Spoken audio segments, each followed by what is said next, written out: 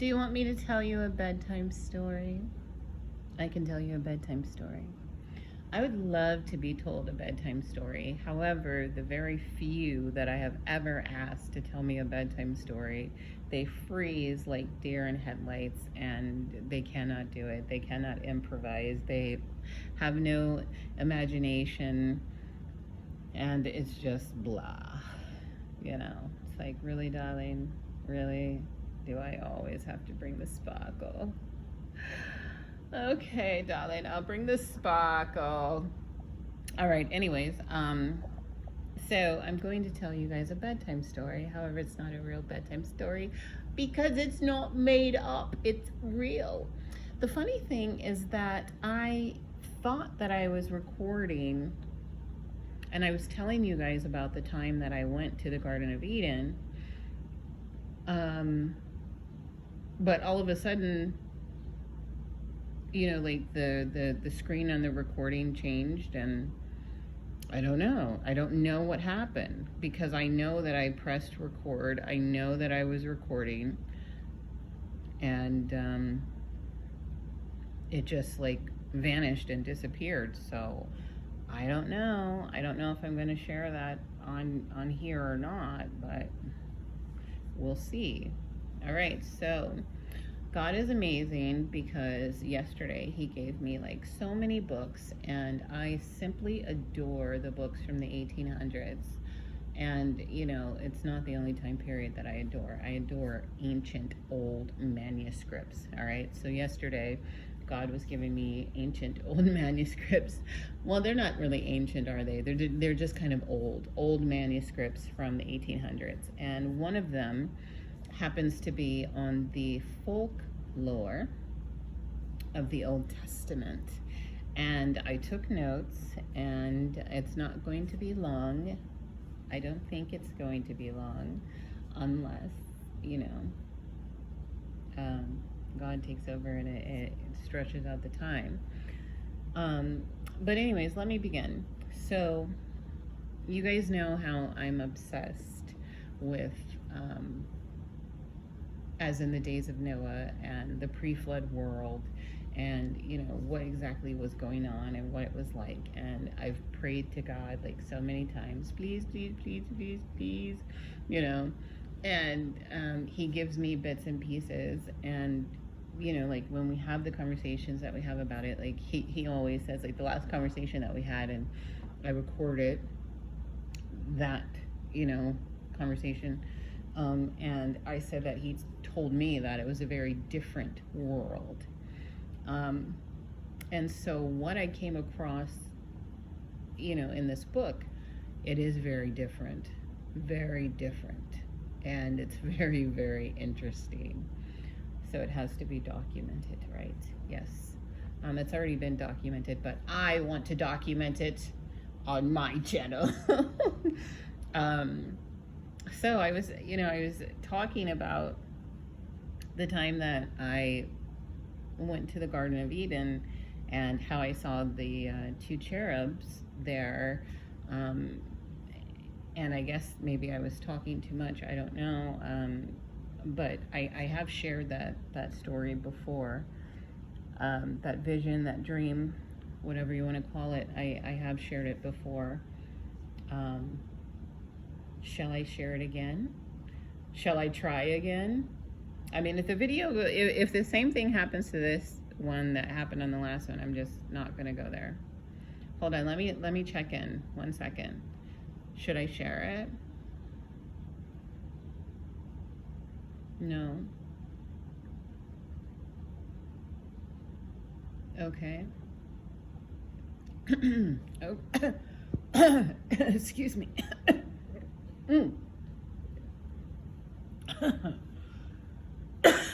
I'm sorry, excuse me, you guys. I need to get some water.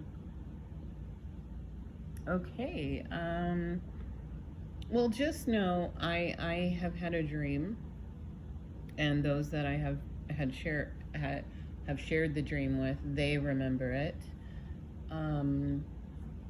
And it's amazing, but I guess I will just go into my notes. All right, so This is about the world before the flood, and then the world um, after the flood with Nimrod. Okay, so from one single seed or one single sowing, one could reap a harvest for 40 years. I'm going to say that again. From a single sowing, one could reap a harvest for 40 years. It did not take 9 months for women who were pregnant to give birth to their children. It took a couple of days. And when the kids came out, they were walking and talking and had power. They had power, or they had a knowing to them. And how do we know that this is, it's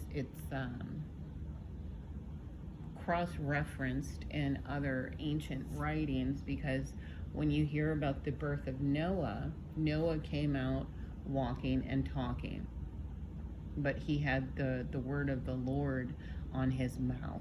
So this is very interesting that women were not pregnant for 9 months, but only a few days, and how the kids came out walking, talking, and having power. So they could, the men and the people of that day, they could command the sun and the moon to do things on their behalf. So before the flood came, God gave them 100+ years. And a week before the flood came, God gave them a major sign with the sun. The sun rose in the west and it set in the east. And this happened every day a week before the flood. Noah learned how to build the ark from a book that was given to Adam from an angel. And I know that angel very well because he's one of my angels. He's awesome. But it's interesting because he is not the same with everybody. And I mean, I guess that makes sense, right? Because I met this other person who also knew this angel. However, I knew that person was going down the wrong path. And I asked my angel, I said, why? Like, why do they say, this about you? Like, why? And it was very interesting what my angel had to say. It was basically, they, they are not holy and they are not looking for the truth, so they only find the worthless things. However, it's different with you, anyways, so I thought that was very interesting little tidbit there, that for the week before the flood, it was a major sign. The sun is rising opposite of itself, and it's setting opposite of itself, topsy-turvy kind of. So Noah, God took two, right, okay, so this is also very interesting, because you know how it says that the water came from above as well as below. Well, supposedly God took two of the stars from the Pleiades, he removed them, and it allowed holes, and so through those holes the water was allowed to come from the heavens. And when the flood was over, the time was over, he took stars from the Bear constellation to plug up the holes in the Pleiades. And immediately when I read this, I thought about Job and how God said, "Can thou loose or bind?" You know, can you, loose the Pleiades, or no, can you bind the Pleiades and loose, the bear? And then it talks about the bear and its cubs. So I'm just like, wow, that is like so interesting. So you took two stars from the Pleiades, and then you took two little star cubs, or I don't know how many, it doesn't tell you how many, but he took them from the bear. And then God is so funny because in that book, I mean, I started laughing when I read it. It said the bear wants her kids back, and this is why the bear chases after the Pleiades. But the bear will not get her kids back until the last day. So the body of Adam was on the ark, and I've said this before, that Noah took the body on the ark, and then Shem took the body and buried it, in the middle of the earth, which I believe is the Pyramid of Giza. All right, so while they were on the ark, the men and the women were separated. So the men had the east part of the ark, and the women had the west part of the ark. And Shem told Eliezer how Noah became lame because he forgot to feed the male lion. And when he came with the food for the male lion struck him with his paw. And Noah became lame from that. And even after he needed the help from Shem to build the altar after the flood because he was lame. And the interesting thing is, it's just so interesting how my relationship is with God. It's like my mind will go to something, and then it will be in the lesson that he, that we're reviewing together, whatever. But God has strict rules. Not strict in a way where he does not love all, but not just anybody can minister before the Lord. And so Noah knew this, and because he was injured, he needed Shem to step in and do the duty, because God demands and he commands perfect perfect men and women, because Noah and his wife ministered together, but at this time it was just Shem that was building the altar. But he gave those commandments, to the children of Israel when they were in the desert. He was like, you cannot have a crippled man, you cannot have a handicapped man, you cannot have anyone with blemish, they cannot be the priest. And it's interesting because I came across a channel, and it was somebody who obviously had issues. And I told you guys that the angels are not politically correct.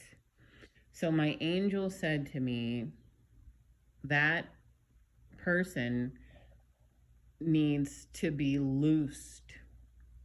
Like they look at it as spirituality, like something is wrong, and they need a healing, they need an exorcism, and the angel instructed me to read the comments, and everybody was talking about how beautiful this person was, and oh, how beautiful it is that they're reading the Bible and basically teaching the Bible. But God was like, I'm not with them. I don't know them. Not that he doesn't know them in as help me explain it, Lord. Not that he doesn't know them as in, okay, you're one of the sheep and I love you and I accept you and you will be led into paradise. However, ministering before the Lord and you are lame, handicapped, or not perfect in your generations.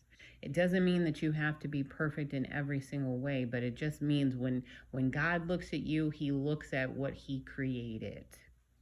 Does that make sense? He didn't create Adam with any imperfections. Okay? And so I was just having, that deep conversation with the angels, because I was like, you know what? Like, I don't think that people understand that in this day and age. I don't think that they get it. I don't think that that's being taught, because we see a lot in the church and we see a lot in the pulpit. And another thing that I wanted to speak on, and I probably will do a video on it, is let's, if you're going to talk about the witches in the pews, you better talk about the warlocks in the pulpit. Okay? This Halloween season, when y'all that do this for a business and you're trying to get your likes and you're trying to get your tithes, which you're not supposed to be getting, and you're trying to get that private jet, make sure that you talk about the warlocks in the pulpit. Don't just talk about the witches in the pews. All right.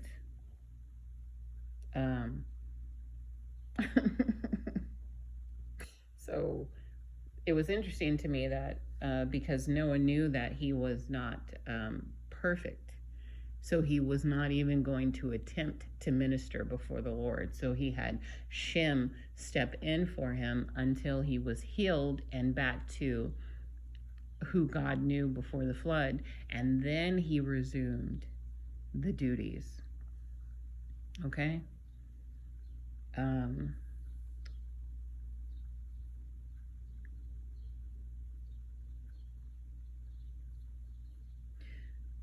So where was I, Lord? Yeah. Right, and then there was more on the story about how Og, the king of Bashan, the giant, he rode on top of a sea beast that Noah attached somehow to the ark. And so the sea beast was still in the sea, but he was one of the animals that got saved because he was attached to the ark. And so Og, the giant, rode on top of him, and he was fed through a window. And it talked about how the holy place of God wasn't destroyed. It wasn't ravished. All right? So, and it also talked about how the, what's it called, Lord? The raven, thank you. The raven found a corpse in the water, and it began to eat on the corpse, and that is why it did not return to Noah. But when Noah let out the dove found vegetation and brought that back to Noah. Okay? And I just thought that was like really, really interesting. Just these little tidbits, So the Tower of Babel and the temples of Babylon. So there are, writings from a king, and his name is King Nabopolassar, and he reigned from 625 to 604 before Christ, and he restored the temples of Babylon. And he was talking about how Marduk basically instructed him on how to do this. And he used ivory, he used gold, he used silver, and he used precious gems in order to restore these buildings. And some people think that one of them is the Tower of Babel. I don't think it was the Tower of Babel, because the Tower of Babel was basically like destroyed.